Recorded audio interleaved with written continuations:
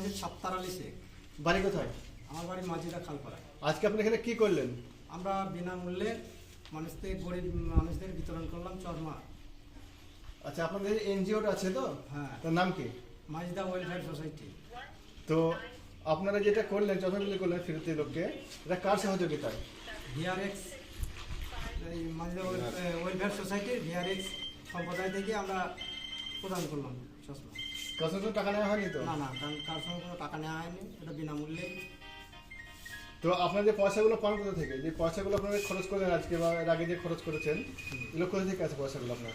এগুলো আমরা নিজেরা হয়তো কিছু কিছু ছেলেদের সঙ্গে, কিছু কিছু লোকদের সঙ্গে আমরা 10-20 টাকা করে তুলে আমরা এই খরচটা বহন করি, এবং আমাদের সব কিছুই সহযোগিতার মাধ্যমেই আছে।